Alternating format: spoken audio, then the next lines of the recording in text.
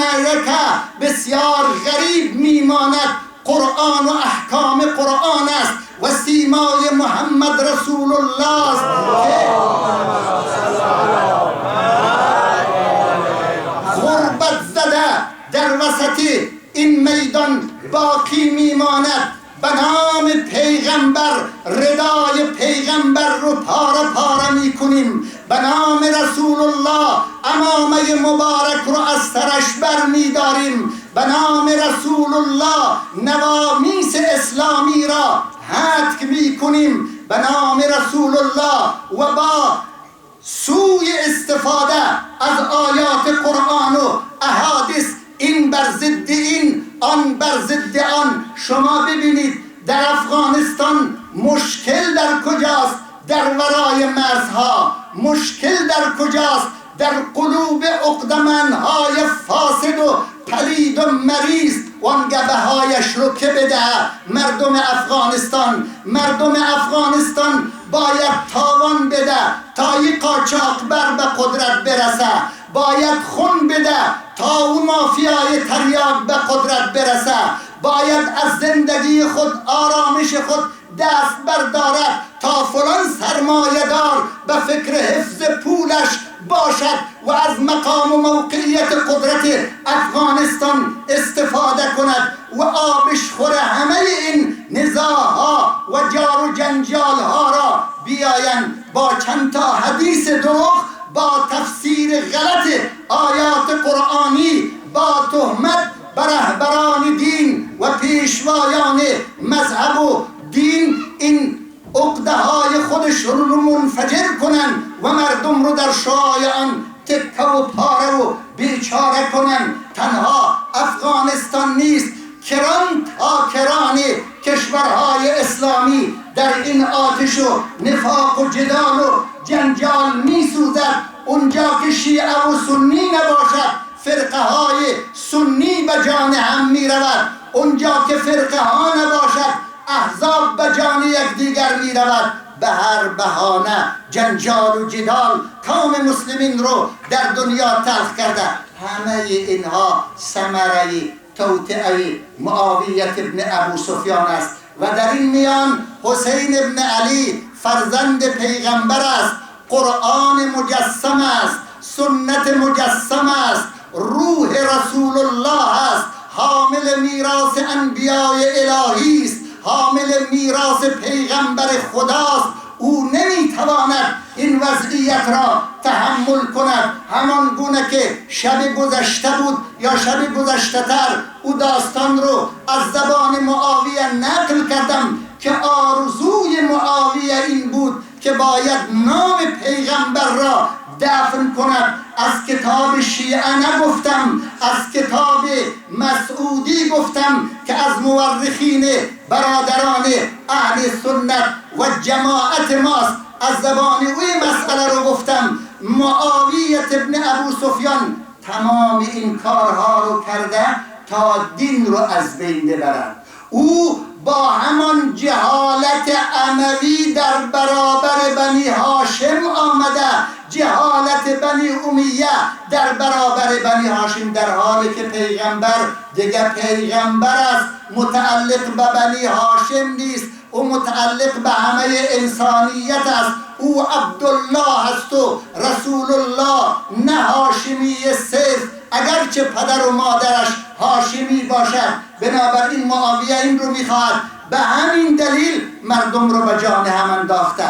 خلیفه اول رو هم به کشتن داد به خاطر که مرکز مقتدر خلافت اسلامی از بین برود، نقطه مقاومت در برابر شام باقی نماند. علی رو هم در جنگ جمل و نمیدانم نهروان و اینها گیر انداخت تا توان علی هم تحلیل برود و در کل توان اسلامی به تحلیل برود و میدان در اختیار امویت سفیانی بماند. با عبای اسلام سلطنت عثمانی بر مردم مسلمان حکومت کند. همان گونه که بعد از صلح با امام حسن مجتبی در کوفه گفت مردم صلح و اینها برای من محترم نیست، من فقط میخواهم بر شما حکومت کنم. و یزید پسرش هم که خبر دارید لیت اشیاخی به بدر شهیدو، تا اونجا که می آید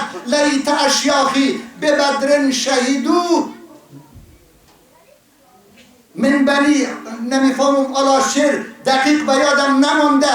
یزید میگه کاش اونهایی که در بدر از ما از دست پیغمبر کشته شده بود می بودن که امروز می گفت دستت مریزاد یزید که از فرزندان محمد انتقام بدر و جاهای دیگر را گرفتی. اینها اصلا نشان میده به اسلام معتقد نبودن و نیستن، به این عنوان خواستن حکومت کنن و این جدال رو در بین مردم راه انداختن. حسین ابن علی تنها میراثدار میراث رسول الله نمیتواند ببیند کار به جای رسیده که برای همیشه اسلام دفن شود.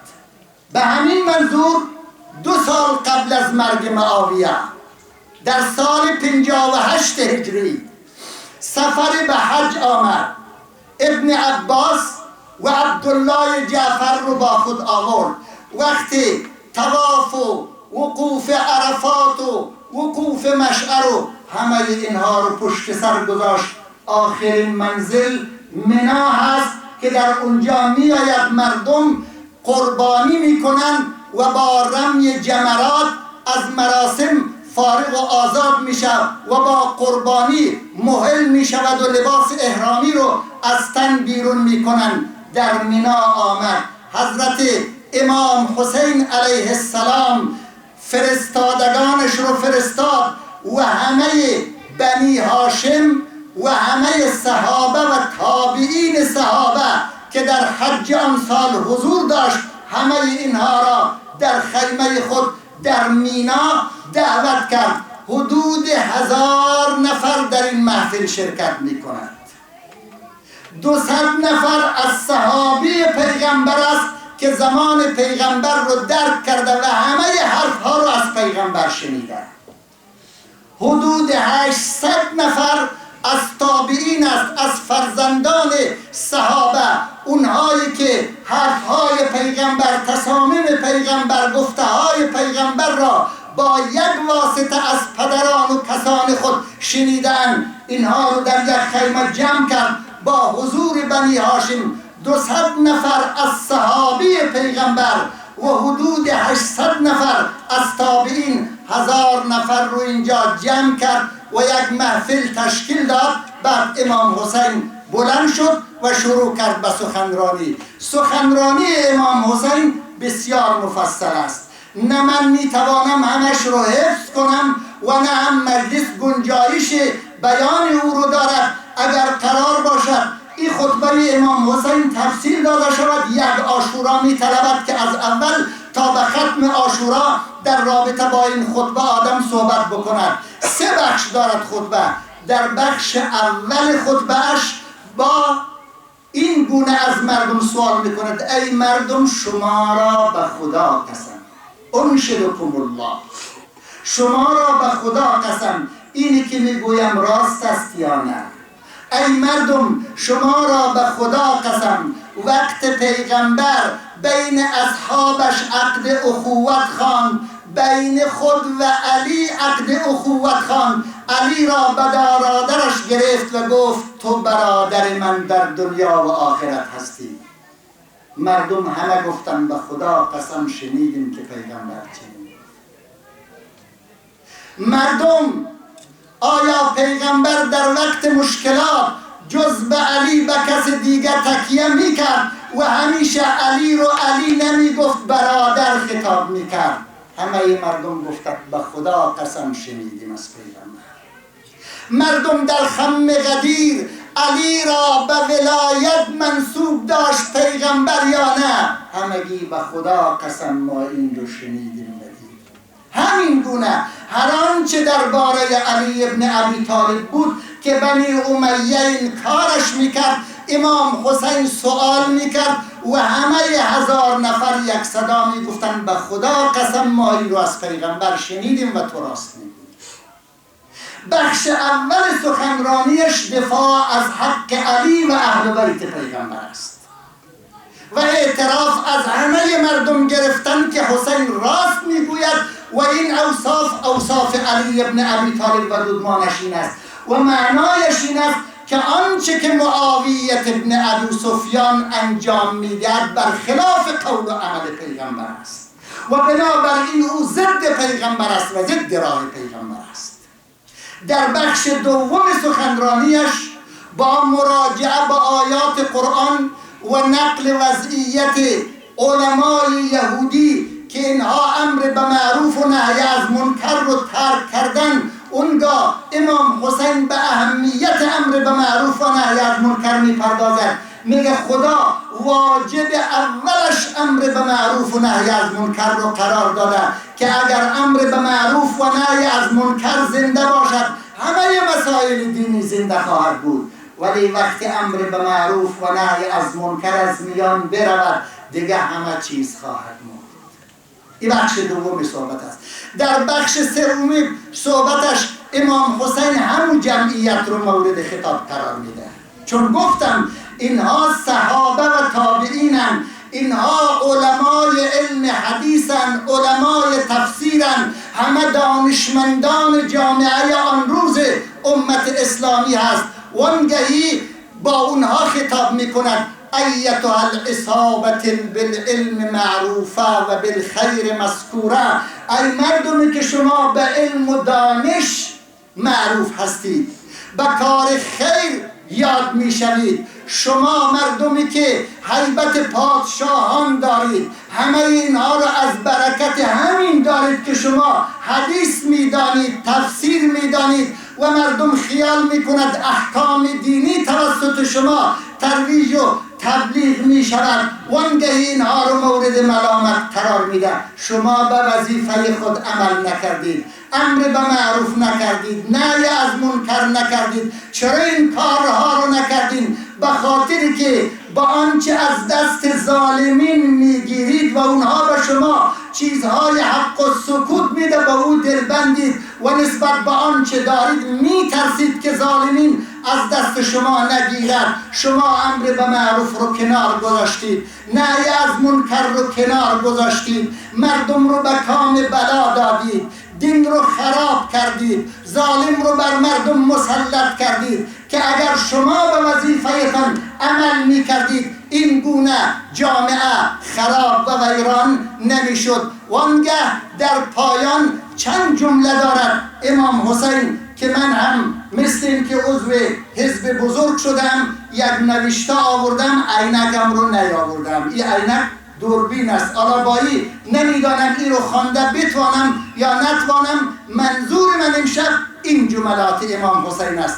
اللهم، در پایان صحبتش رو به خدا می کند، اللهم انک تعلم، خدایا تو میدانی، انه لم یکن منا تنافسا فی سلطان ولا التماسا من فضول الحطام. خدایا تو میدانی که حرکت من در برابر معاویه به خاطر رقابت برای قدرت نیست. من قدرت نمیخواهم که به خاطر رقابت برای قدرت در برابر معاویه بخیزم. ولا التماسا من فضول الحطام، و هیچگاهی دنبال مال و دارایی دنیا نیستم که زواید آن را به دست بیاورم و به این دلیل این مخالفت رو با معاویه شروع کرده باشم.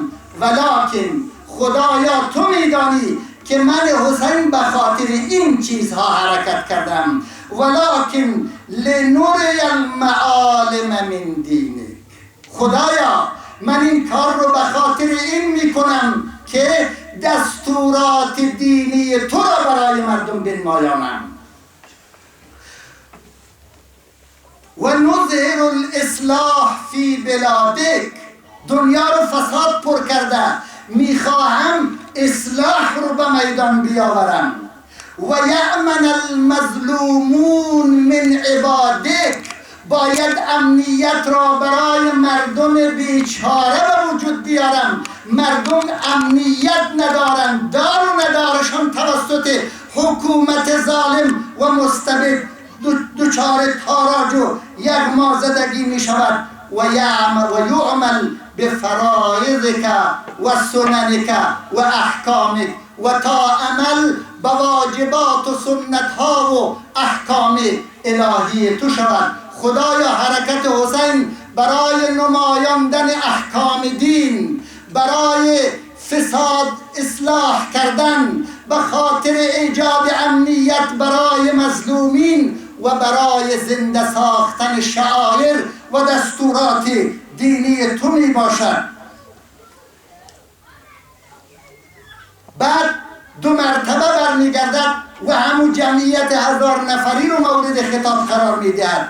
فإنکم ان لا تنصرونا و تنصفونا، ای مردم، ای دانشمندان، ای علمای مردم، ثم انکم ان لا تنصرونا و تنصفونا، شما اگر مرا در راه احقاق حق و اجرای عدالت کمک نکنید، طری الظلمة علیکم، ستمگران بر شما چنان مسلط خواهد شد که هیچ یک خود را از تحت ظلم و ستم رها کرده نتوانید. و عملوا فی اطفاء نور نبیکم، وانگهی در خاموش کردن نور پیغمبر شما کوشا خواهند شد، زیرا عرض کردم معاویه میخواست که نام پیغمبر و یاد او را دفن کند. و اینجاست